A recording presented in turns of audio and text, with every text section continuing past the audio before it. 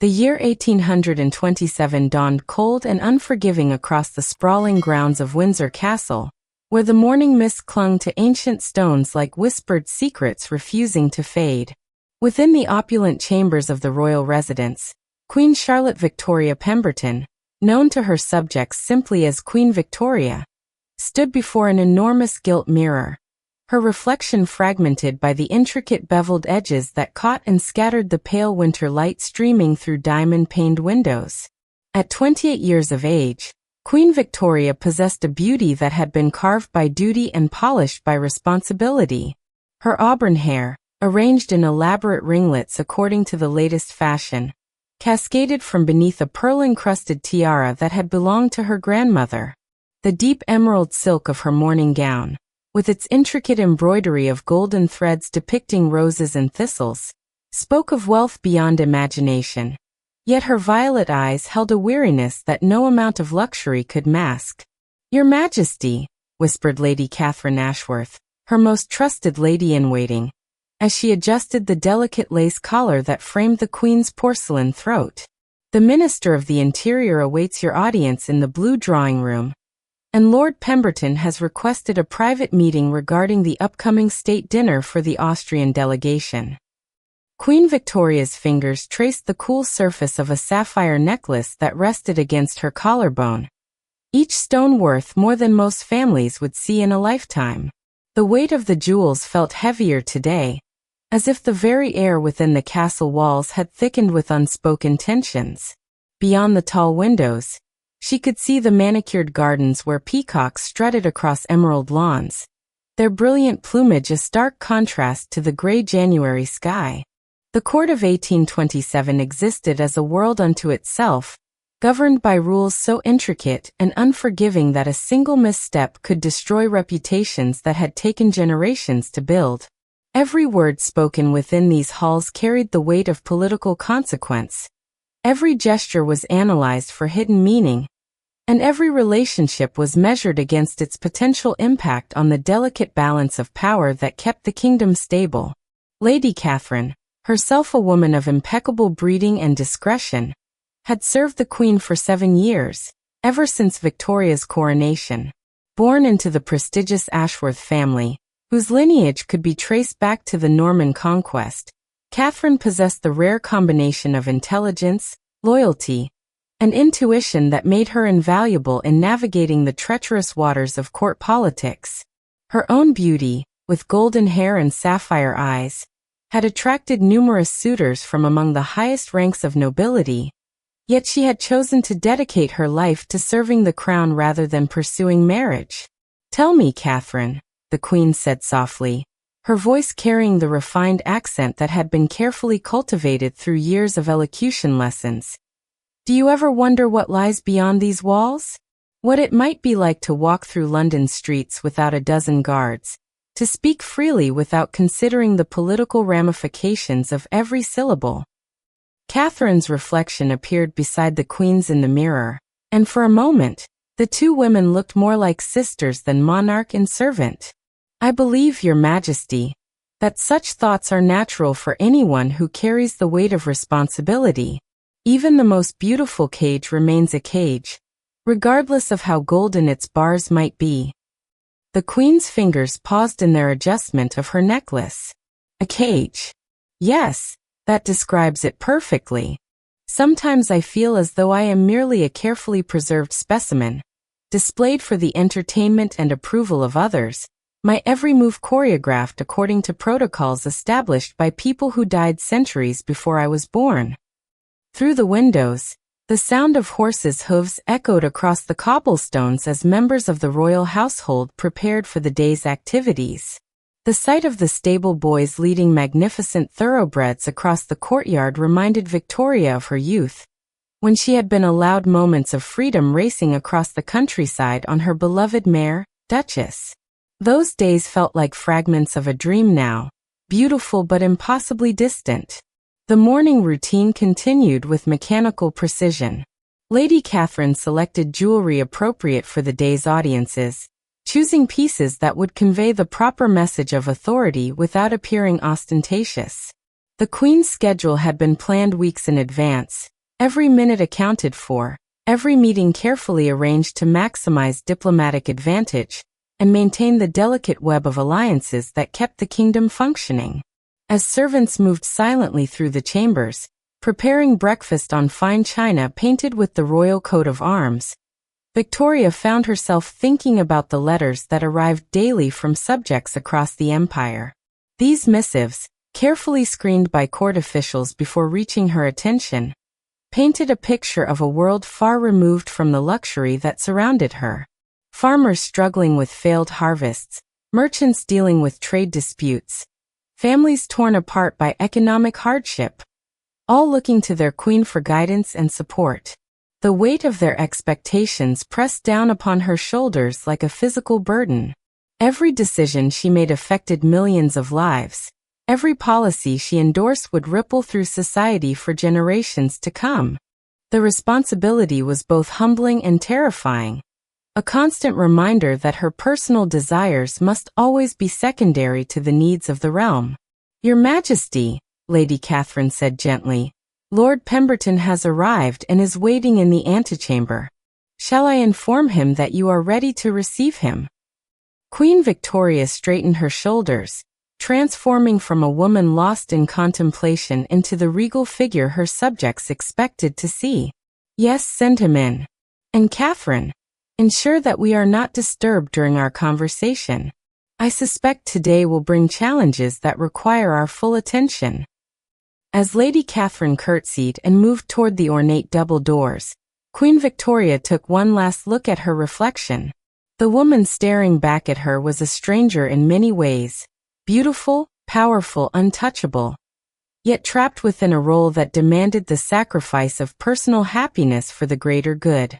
Little did she know that within hours, a single piece of paper would arrive that would threaten to shatter the carefully constructed world she had worked so hard to maintain. The morning light grew stronger, casting long shadows across the Persian rugs that covered the marble floors. Outside, the guards changed shifts with military precision, their scarlet uniforms bright against the gray stone walls. The routine of royal life continued its measured pace, each moment choreographed according to traditions that stretched back through centuries of monarchy. Yet beneath the surface of this carefully maintained order, currents of change were already stirring. In the servants' quarters, whispered conversations carried hints of discontent.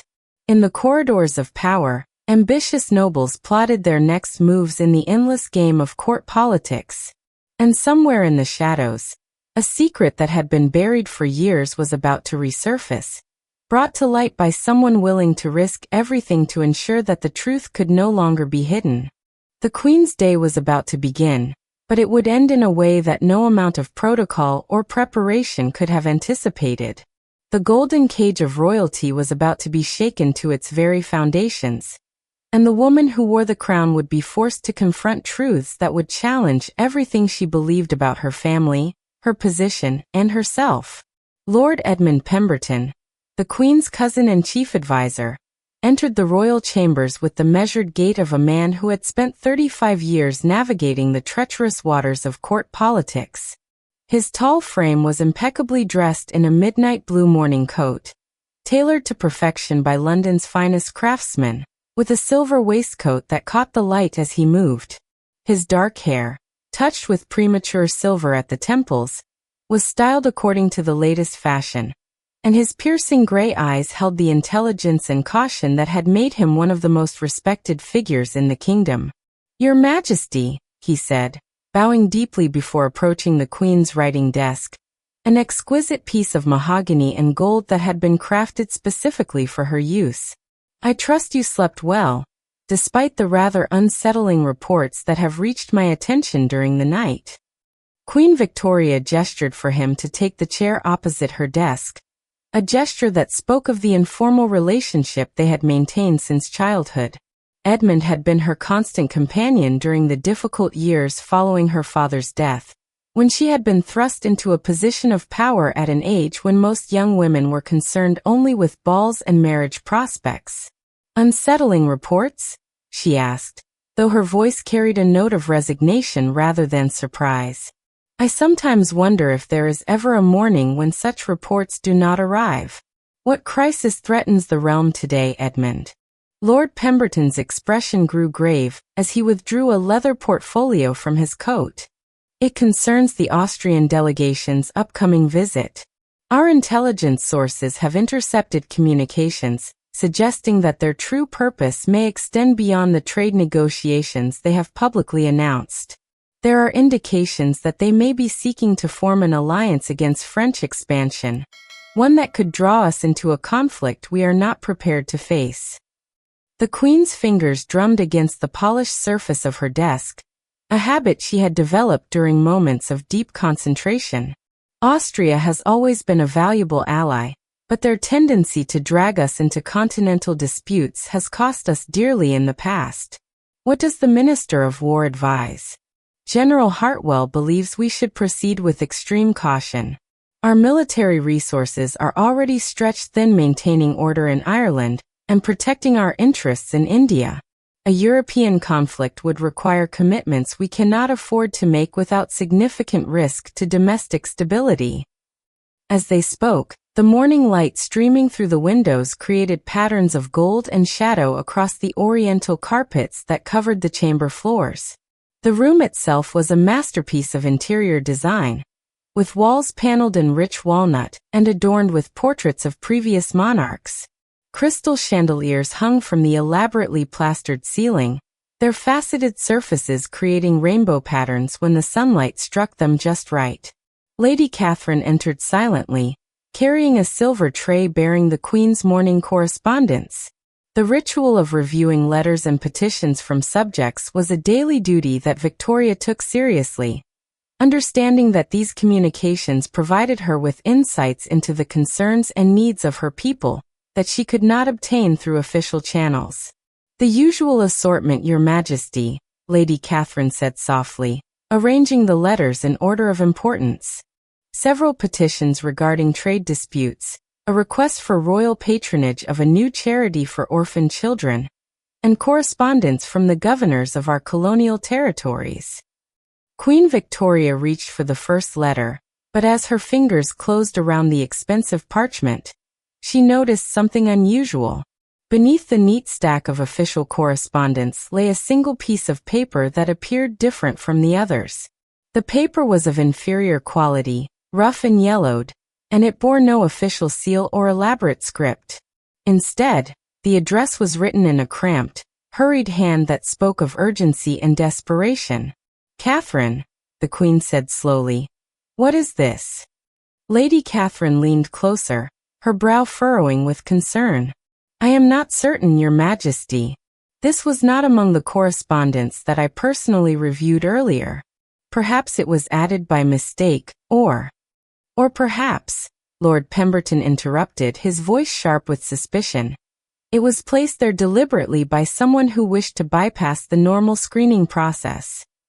The Queen's heart began to beat faster as she examined the mysterious letter more closely.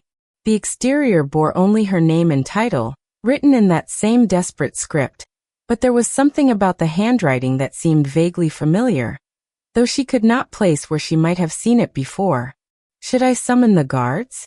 Lady Catherine asked, her voice barely above a whisper. "If this letter was placed here without authorization, it could represent a security breach of the highest order." Lord Pemberton stood and moved to the window, his trained eye scanning the grounds below for any sign of unusual activity. "The guards were changed this morning according to schedule, and I personally reviewed the security arrangements. If someone managed to place this letter among your correspondence, they possess knowledge of our procedures that is deeply troubling." Queen Victoria's fingers trembled slightly as she turned the letter over in her hands. The paper felt cold against her skin, and she could detect a faint scent of lavender, a perfume she had not smelled in years, but which brought back memories of her childhood that she had thought long buried. "There is only one way to discover the truth," she said finally, her voice steady despite the apprehension that was building within her chest. "I must read it." "Your Majesty," Lord Pemberton said urgently, I must advise against opening any correspondence that has not been properly screened. There have been cases in other kingdoms where poison has been applied to paper, or where the very act of reading certain words has been used to threaten or blackmail members of royal families. The Queen's violet eyes flashed with a determination that reminded both her advisors why she had been able to maintain her position despite the countless challenges she had faced. Edmund, I appreciate your concern, but I am not a child to be protected from shadows and whispers. If someone has taken such extraordinary risks to place this letter in my hands, then its contents must be of supreme importance. Lady Catherine stepped closer, her hand resting on the back of the Queen's chair in a gesture of support. Whatever the letter contains, Your Majesty, you need not face it alone. Lord Pemberton and I are here to assist you, regardless of the circumstances. The Queen's fingers found the edge of the letter's seal, a simple blob of red wax that bore no identifying mark. As she prepared to break it, she could not shake the feeling that she was about to cross a threshold from which there would be no return. The comfortable world of protocol and predictability that had governed her life was about to be shattered, and she sensed that the carefully constructed image she had maintained for years was about to be tested in ways she had never imagined. Very well, she said, her voice barely audible in the suddenly silent chamber. Let us discover what truth someone has deemed important enough to risk their life to deliver. The wax cracked beneath her fingers with a sound that seemed unnaturally loud in the quiet room. As she unfolded the rough paper, Queen Victoria noticed that her hands were shaking slightly, though whether from anticipation or fear, she could not say. The morning light seemed to dim as she began to read, and the familiar sounds of the castle, the distant chiming of bells, the murmur of servants going about their duties, the clip-clop of horses in the courtyard, all faded into insignificance as the words on the page began to reveal their devastating message. Lord Pemberton and Lady Catherine watched in growing alarm as the Queen's face grew pale, her breath coming in short gasps as she read. The letter was not long, but its contents were clearly having a profound effect on the woman who had faced down political crises and international incidents with unwavering composure. Your Majesty, Lady Catherine whispered. What does it say? Queen Victoria's hand flew to her throat, her fingers clutching the sapphire necklace as if it were a lifeline. When she finally looked up from the letter, her eyes held a mixture of shock, fear, and something else. A recognition of a truth that she had perhaps always suspected, but had never been forced to confront. It says, she whispered, her voice barely audible, that everything I believed about my family, about my birthright, about the very foundation of my claim to the throne, has been built upon a lie. And the person who sent this letter claims to have proof that could destroy not only my reputation, but the stability of the entire kingdom. The letter slipped from her fingers and fluttered to the floor, where it lay like a fallen leaf. Innocuous in appearance but carrying within its simple words the power to bring down a monarchy that had stood for centuries. The morning that had begun with such routine normalcy had suddenly transformed into the beginning of a crisis that would test the very foundations of royal authority. The letter lay upon the Persian carpet like a discarded serpent, its yellowed paper stark against the rich burgundy and gold patterns that had been woven by master craftsmen in distant lands.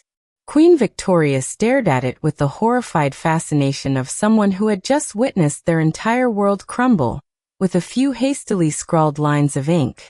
Lord Pemberton moved swiftly to retrieve the fallen correspondence, his movements fluid despite the tension that radiated from his tall frame.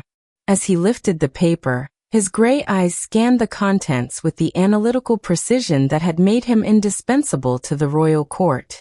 His face, normally composed and diplomatic, grew increasingly grave as he absorbed the devastating accusations contained within. This is impossible, he said finally, his voice tight with controlled emotion. The claims made here are not only treasonous but utterly without foundation. Your Majesty, this is clearly the work of someone seeking to destabilize the crown through malicious fabrication. Lady Catherine approached the Queen's chair, her silk slippers silent against the marble floor. Her golden hair caught the morning light as she bent to examine Victoria's face, noting the pallor that had replaced the Queen's usual healthy complexion.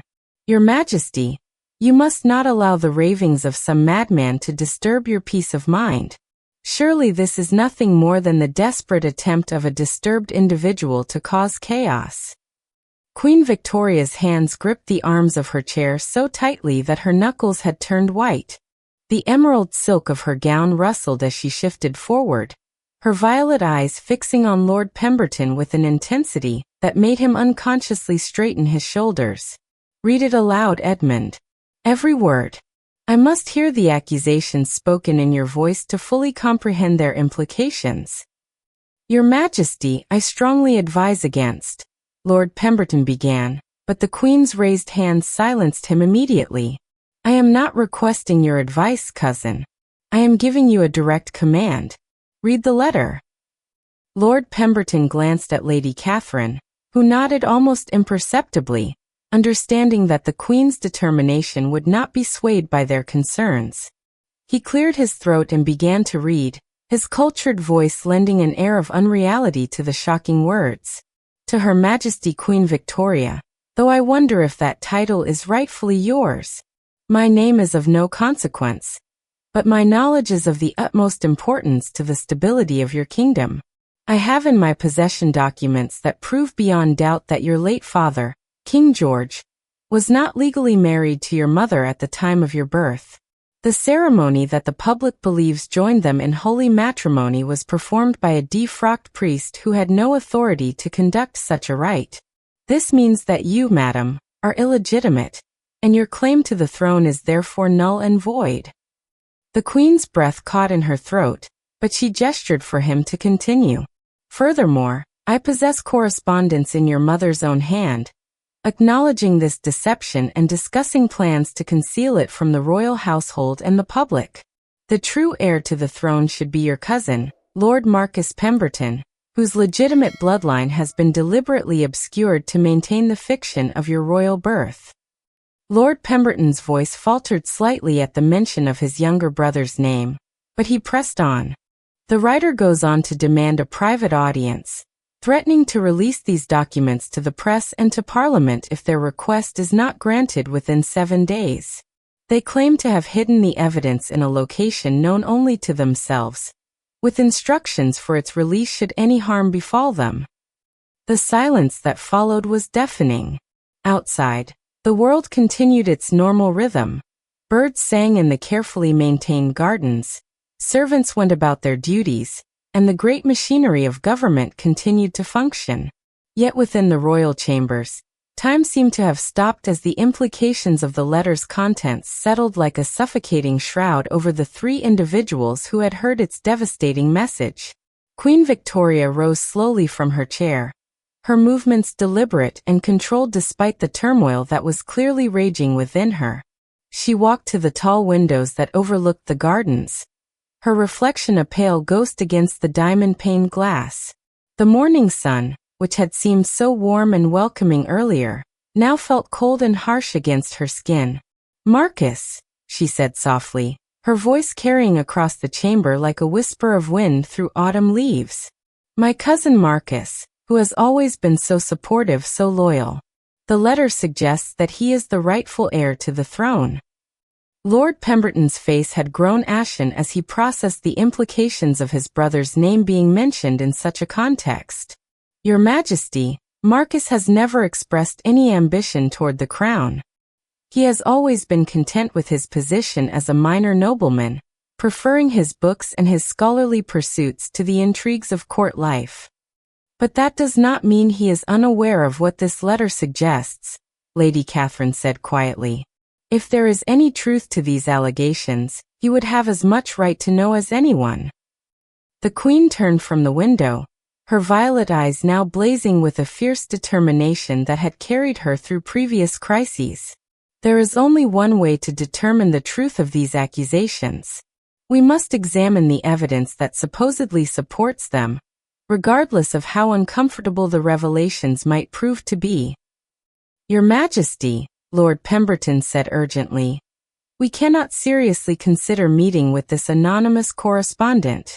The risks are too great, and the potential for manipulation too significant. This could easily be a trap designed to compromise your position, or to extract concessions through blackmail. The Queen's fingers traced the outline of the sapphire necklace at her throat, a gesture that had become unconscious over the years. Edmund, I have spent my entire life living according to the expectations of others, following protocols established by previous generations, making decisions based on tradition rather than personal conviction. If there is even the slightest possibility that my entire reign has been built upon a falsehood, then I must face that truth, regardless of the consequences. Lady Catherine moved closer to the Queen, her voice gentle but firm. Your Majesty, even if we were to consider investigating these claims, we must proceed with extreme caution. The reputation of the monarchy, the stability of the kingdom, and your personal safety all hang in the balance. The Queen's reflection in the window showed a woman transformed by the morning's revelations. The confident, composed monarch who had begun the day reviewing routine correspondence had been replaced by someone who suddenly questioned everything she had believed about her identity and her right to rule. Yet beneath the uncertainty and fear, there was also a steely resolve that spoke of her determination to uncover the truth, no matter how painful it might prove to be. I will not live my life wondering if I am a fraud, she said finally, her voice carrying the authority that had commanded respect from ministers and foreign dignitaries alike.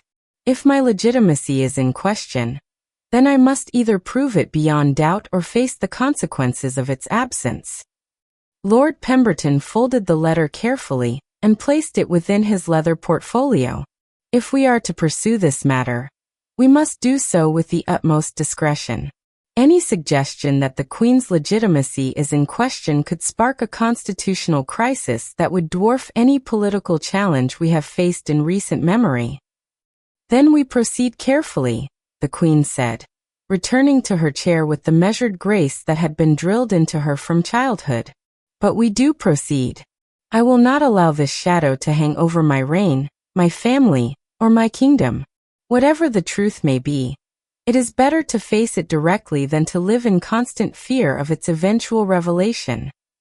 As the three conspirators began to plan their investigation into the letter's shocking claims, none of them could have imagined how their search for truth would lead them into a web of deception, passion, and danger that would test not only their loyalty to the crown but their very understanding of love, duty, and sacrifice in a world where personal desires were always secondary to the demands of power. The morning sun climbed higher in the sky, casting new shadows across the royal chambers, and with each passing moment, the comfortable certainties of their previous lives grew more distant, replaced by questions that would demand answers regardless of the cost. The private study of Queen Victoria had always been her sanctuary, a place where she could retreat from the overwhelming demands of public life and find solace among her personal books and correspondence. The room was smaller than her formal chambers, with walls lined floor to ceiling with leather-bound volumes that had been collected over generations of monarchs. A fire crackled in the marble fireplace, casting dancing shadows across the richly appointed space, while the scent of aged parchment and lavender created an atmosphere of scholarly intimacy. It was here, 3 days after the arrival of the mysterious letter, that Queen Victoria sat alone in the early hours before dawn, her nightgown replaced by a simple morning dress of deep blue silk that seemed to emphasize the shadows beneath her eyes. Sleep had become elusive since the letter's arrival, her nights filled with troubled dreams and restless contemplation of the accusations that threatened to destroy everything she had believed about her heritage. On the desk before her lay a collection of documents that Lord Pemberton had discreetly retrieved from the royal archives: marriage certificates, birth records, and correspondence that traced the history of her parents' union. Each piece of parchment represented a fragment of her family's story, yet none provided the definitive proof she desperately sought to either confirm or deny the letter's devastating claims. The soft sound of footsteps in the corridor outside caused her to look up from her reading, And moments later, Lady Catherine entered carrying a silver tray bearing tea and delicate pastries that the Queen had barely touched during her meals over the past several days. "Your Majesty," Lady Catherine said gently, setting the tray on a side table before approaching the desk. "You have been in here since before sunrise. Perhaps you should rest, or at least take some nourishment. This constant worry is taking a toll on your health." Queen Victoria's fingers paused in their examination of a yellowed document bearing her father's seal. "Catherine, tell me honestly, in all the years you have served me, have you ever heard whispers about my legitimacy? Even the slightest hint of doubt about my parents' marriage?" Lady Catherine settled into the chair across from the Queen's desk, her golden hair catching the firelight as she considered the question carefully. "Your Majesty, I have heard many whispers over the years, as is inevitable in any royal court. But I have never heard anything that would suggest doubt about your rightful claim to the throne. The ceremony between your parents was witnessed by members of the highest nobility, and the records appear to be in perfect order. Yet the letter writer claims to possess evidence that contradicts these official records," the Queen replied, her voice heavy with exhaustion and uncertainty. "They suggest that the priest who performed the ceremony had been defrocked prior to the wedding, making the union invalid in the eyes of both the church and the law." The morning light began to filter through the tall windows, gradually illuminating the study's rich furnishings, and creating a warm glow that contrasted sharply with the cold doubts that had settled over the Queen's heart. Outside, the daily routine of the castle was beginning, servants preparing for the day's activities, guards changing shifts, and the various officials who comprised the royal household arriving for their appointed duties. Lord Pemberton appeared in the doorway, his usually immaculate appearance showing signs of the sleepless nights that had plagued them all since the letter's arrival. His dark hair was disheveled, and his morning coat bore the wrinkles of someone who had spent hours bent over documents and correspondence. "Your Majesty," he said, bowing slightly before entering the study, "I have news that may shed light on our investigation. I have located the records of Father Benedict Ashford, the priest who officiated at your parents' wedding ceremony." Queen Victoria's heart began to race as she gestured for him to continue. "What did you discover?" Lord Pemberton withdrew a leather folder from his coat and placed it on the desk. Father Ashford was indeed a legitimate priest at the time of the ceremony. However, there are some irregularities in his records that give me pause. 3 months after your parents' wedding, he was investigated by church authorities for irregularities in his conduct, and 6 months later he was stripped of his orders and exiled from England. "But that was after the ceremony," Lady Catherine said quickly. "Surely actions taken months later cannot invalidate a ceremony that was properly performed at the time." "That is correct in principle," Lord Pemberton replied, his expression grave. "However, the investigation revealed that Father Ashford had been engaging in fraudulent activities for some time prior to his official removal. If he was acting improperly before your parents' wedding, it could potentially call the validity of the ceremony into question." Queen Victoria's hands trembled as she reached for the documents, her mind racing through the implications of this discovery. What sort of fraudulent activities? According to the church records, he was performing marriages for significant sums of money without proper authorization, sometimes using false names and forged documents. The investigation was triggered by complaints from several families who discovered that their marriages had not been properly recorded in church records. The Queen's reflection in the window showed a woman who had aged years in the span of days, her face bearing the strain of constant worry and the weight of questions that seemed to multiply with each new piece of information.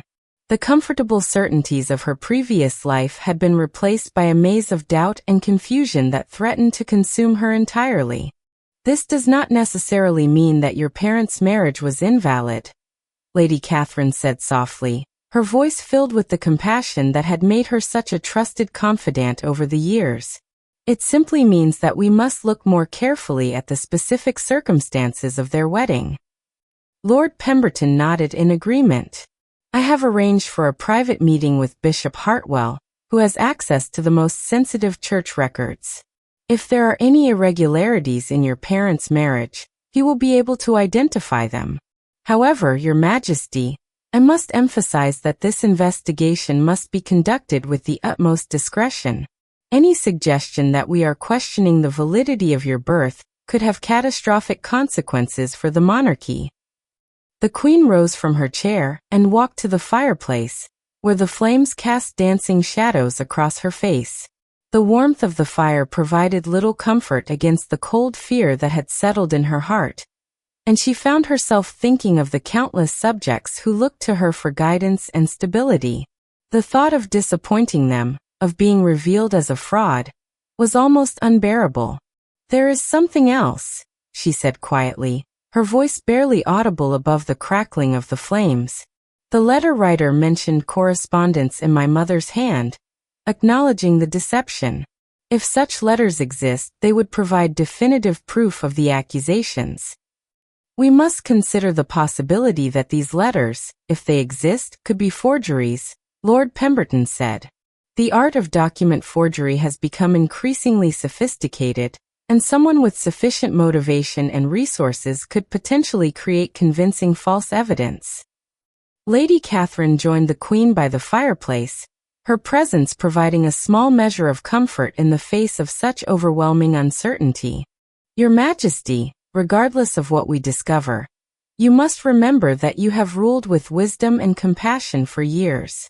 Your subjects love and respect you not because of the circumstances of your birth, but because of the person you have chosen to be." The Queen's violet eyes reflected the firelight as she considered these words. "But Catherine, if I am not the rightful heir, then every decision I have made, every law I have signed, every treaty I have negotiated has been based on false authority. The very foundation of my reign would be built upon a lie." "Even if that were true," Lady Catherine replied firmly, "it would not diminish the good you have done or the positive impact you have had on the kingdom. Leadership is not solely about bloodline. It is about character, wisdom, and the ability to inspire others to their best selves." Lord Pemberton approached the two women, his expression showing the strain of the impossible situation they faced. "Your Majesty, we must also consider the identity of the letter writer. Someone with access to such sensitive information, and the ability to place the letter among your correspondence without detection must be someone with intimate knowledge of the royal household." This observation sent a chill through the Queen's heart as she realized the implications. "You suspect that the letter came from someone within the castle walls?" "I fear it is the only logical conclusion," Lord Pemberton replied.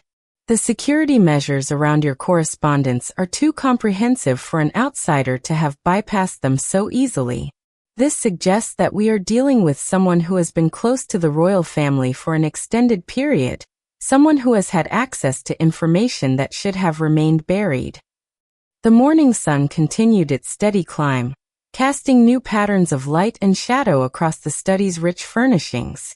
Yet despite the beauty of the surroundings and the comfortable familiarity of the space, Queen Victoria felt as though she were standing at the edge of an abyss, looking down into depths that threatened to swallow everything she held dear.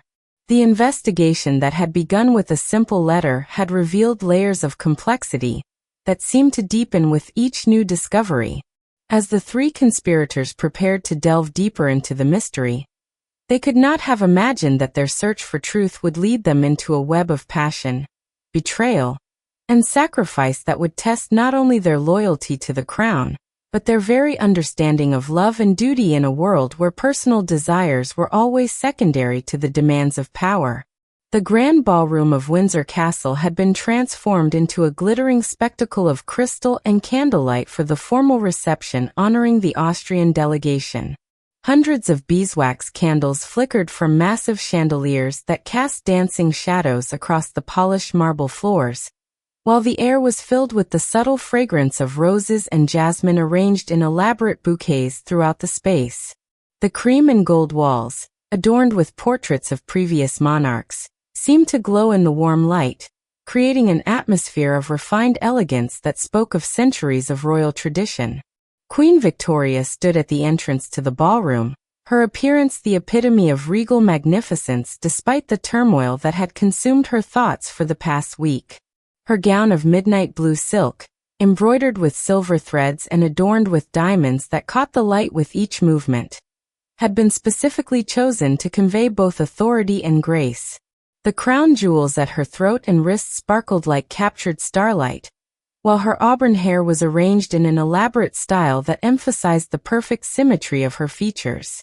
Yet beneath the carefully constructed facade of royal composure, Queen Victoria's mind raced with the implications of the discoveries that had emerged from their investigation. The meeting with Bishop Hartwell had revealed troubling inconsistencies in the church records surrounding her parents' marriage, while additional research had uncovered evidence suggesting that Father Ashford had indeed been involved in fraudulent activities prior to the ceremony. Each new revelation had deepened the mystery while bringing them no closer to definitive answers. Lord Pemberton stood beside her, resplendent in his formal court attire of black velvet and gold braid, his role as her chief advisor evident in the way diplomats and nobles approached him with the respect due to someone who held the Queen's confidence. Yet his gray eyes held a tension that only those who knew him well could detect, and his usual easy smile had been replaced by the careful composure of someone carrying the weight of dangerous secrets. "Your Majesty," he said quietly, his voice barely audible above the gentle murmur of conversation and the soft strains of a string quartet playing in the corner of the ballroom. "The Austrian ambassador has requested a private audience during the reception. I believe it would be wise to grant his request, as it may provide insights into their true intentions regarding the proposed alliance." Queen Victoria nodded slightly, her trained eye scanning the assembled guests for any signs of unusual behavior or hidden agendas.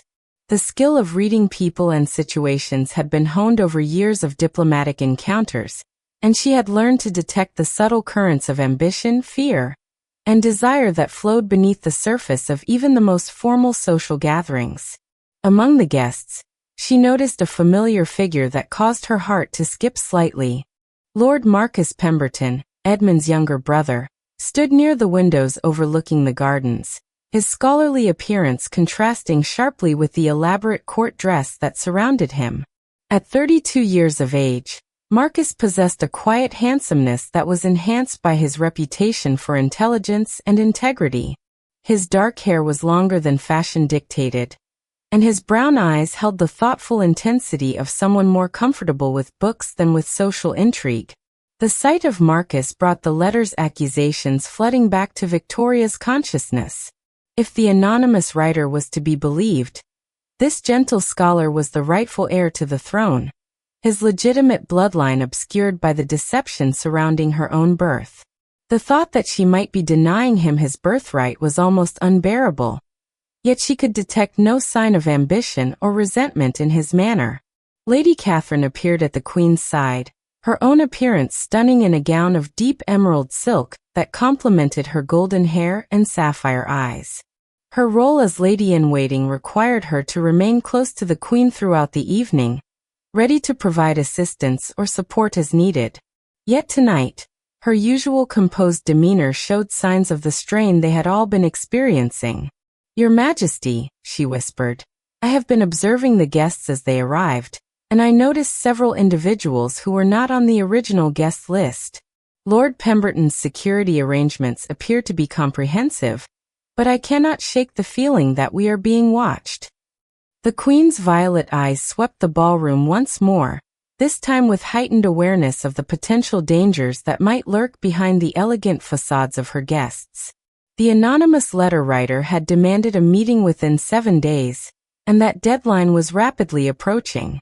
The knowledge that someone among her closest associates might be planning to expose her secrets had created an atmosphere of paranoia that infected even the most routine social interactions. As the evening progressed, Queen Victoria moved through the formal rituals of royal entertainment with practiced grace, yet her mind remained focused on the investigation that had consumed her thoughts.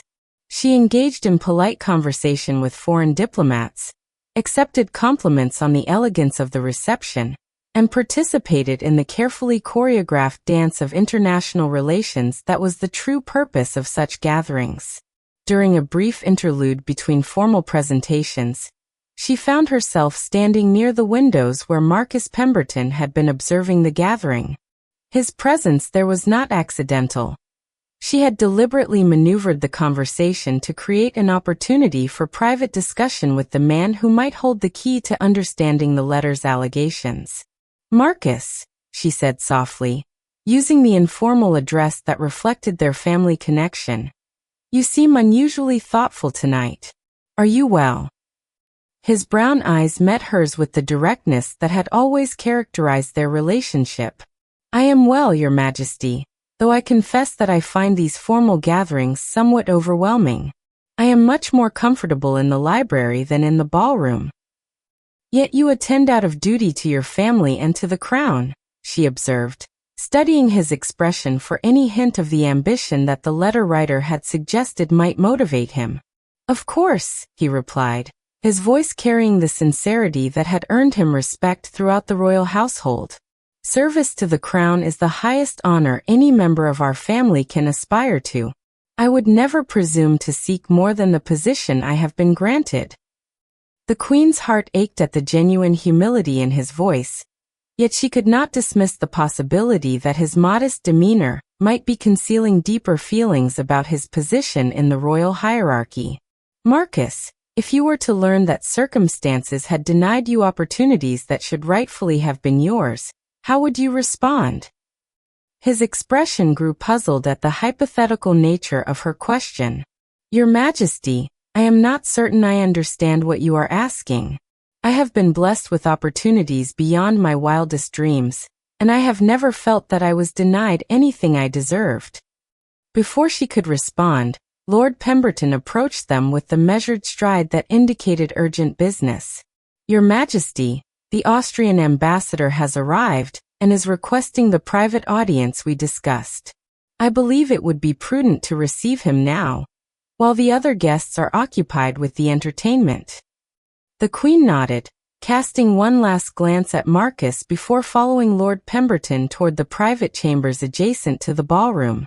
As they walked, she could not shake the feeling that her conversation with Marcus had raised more questions than it had answered.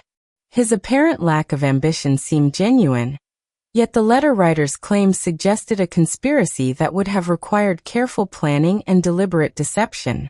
The private meeting with the Austrian ambassador proved to be as complex as anticipated. His polished diplomatic manner concealed a sharp intelligence and a clear understanding of the political currents that were shaping European alliances. His proposals for increased cooperation between their nations were presented with the smooth eloquence of someone accustomed to navigating the treacherous waters of international relations. "Your Majesty," he said, his accent lending an exotic quality to his cultured English, "the changing nature of European politics requires us to consider alliances that might have seemed impossible only a few years ago. The balance of power is shifting, and nations that fail to adapt to these changes will find themselves isolated and vulnerable." Queen Victoria listened carefully to his words, understanding that beneath the diplomatic language lay proposals that could fundamentally alter England's position in the complex web of European politics. The decisions she made in response to these overtures would affect not only her own kingdom, but the lives of millions of people across the continent.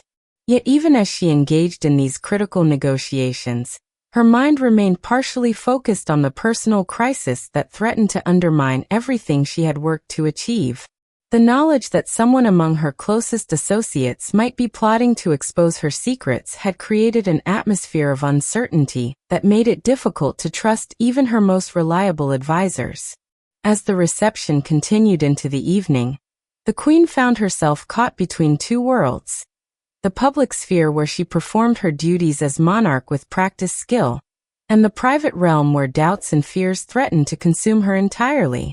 The elegant ballroom, with its glittering chandeliers and beautiful guests, had become a stage where she must perform the role of confident ruler, while secretly questioning the very foundation of her authority.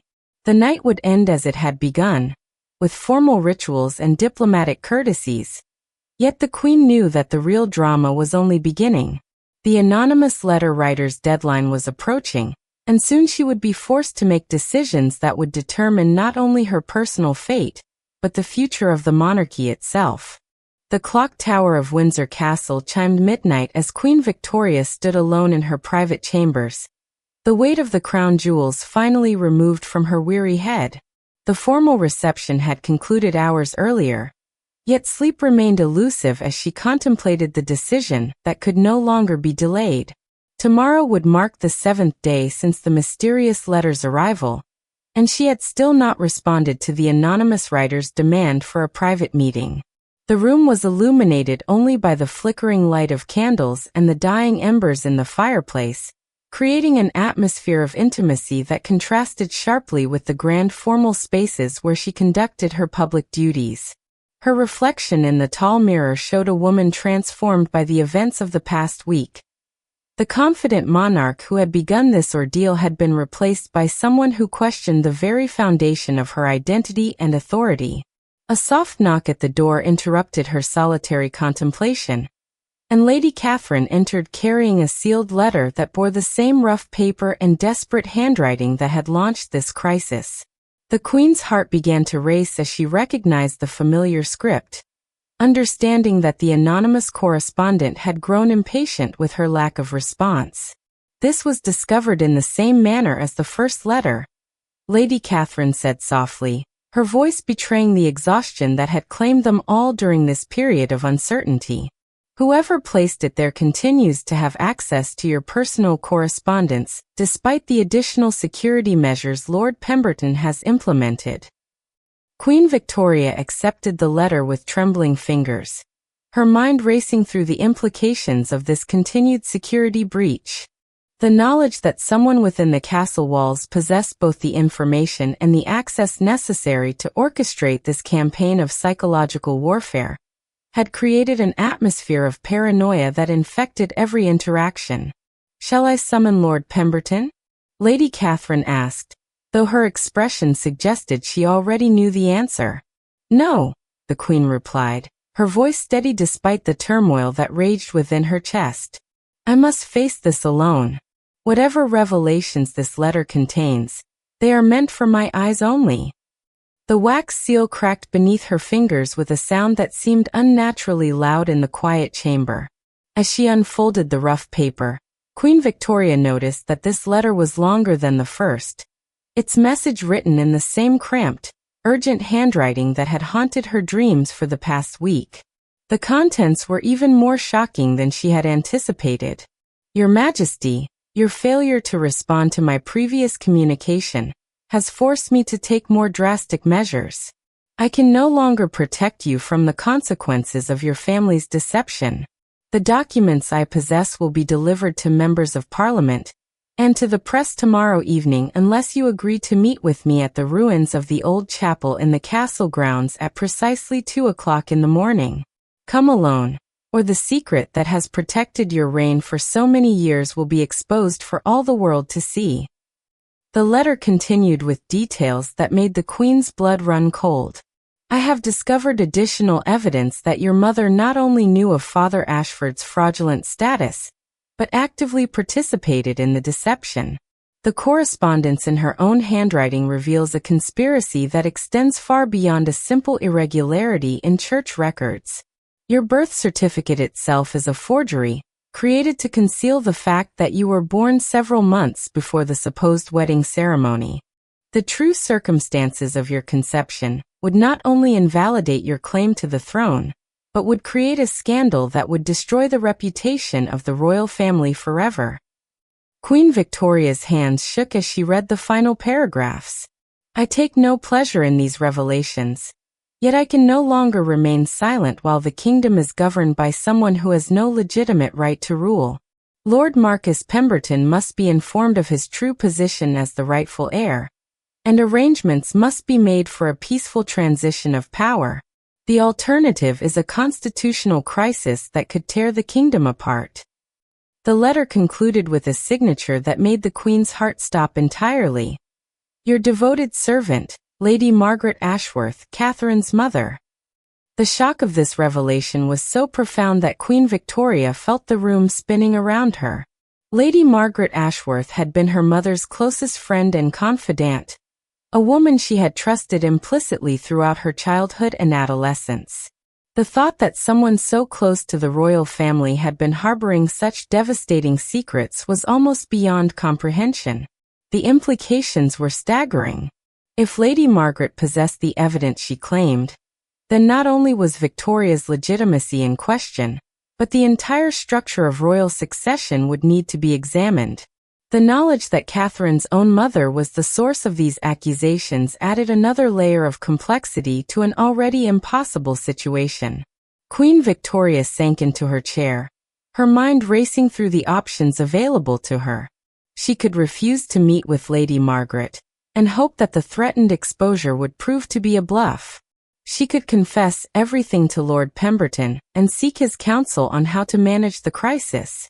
Or she could face Lady Margaret directly and attempt to understand the full extent of the conspiracy that had apparently shaped her entire life.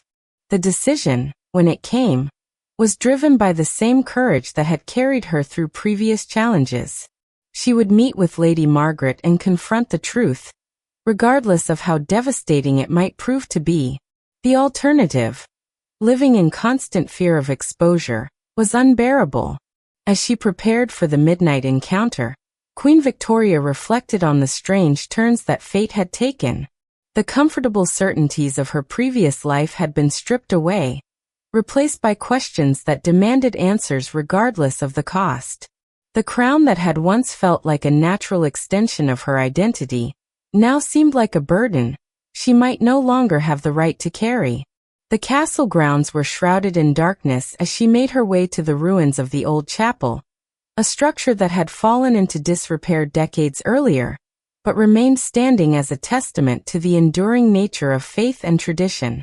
The crumbling walls and broken windows created an atmosphere of melancholy that seemed appropriate for the confrontation that awaited her.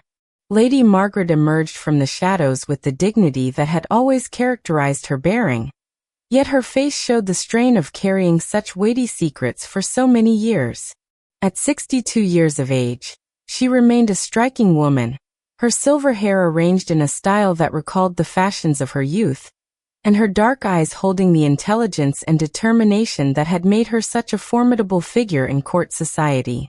"Your Majesty," she said, executing a perfect curtsy despite the unconventional circumstances of their meeting. "I regret that our conversation must take place under such circumstances, yet I could no longer remain silent about truths that have been hidden for far too long." Queen Victoria's voice was steady as she responded, "Lady Margaret, I must know the truth about these accusations. If you possess evidence that questions my legitimacy, then I have a right to examine it and determine its validity." The older woman reached into her cloak and withdrew a leather portfolio containing documents that she claimed would revolutionize the understanding of royal succession. "These papers tell a story that your mother swore me to secrecy about. Yet I can no longer bear the burden of concealing information that affects the very foundation of the monarchy." As Lady Margaret began to reveal the contents of the portfolio, Queen Victoria prepared herself for revelations that would either confirm her worst fears or provide the evidence necessary to refute the accusations that had consumed her thoughts for the past week. The truth, whatever it might be, would finally be revealed in the shadows of the ruined chapel, where so many royal secrets had been buried over the centuries. The confrontation that followed would test not only Victoria's understanding of her own identity, but her capacity for forgiveness, wisdom, and the kind of leadership that transcends bloodlines and birthrights.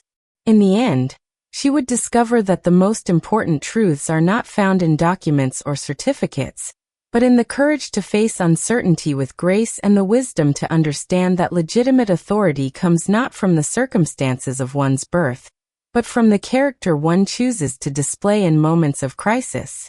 The first light of dawn would find Queen Victoria still standing in the ruins of the chapel, no longer the same woman who had entered the night before. yet somehow more fully herself than she had ever been. The crown she would wear in the years to come would rest upon her head not because of the documents that proclaimed her legitimacy, but because of the strength, wisdom, and compassion she had discovered within herself during the darkest hours of doubt and uncertainty. The mysterious letter that had threatened to destroy her reign had instead become the catalyst for a transformation that would make her a truly great monarch, one whose authority was based not on the accidents of birth, but on the conscious choices of a woman who had looked into the abyss of her own fears and emerged with a deeper understanding of what it truly means to serve.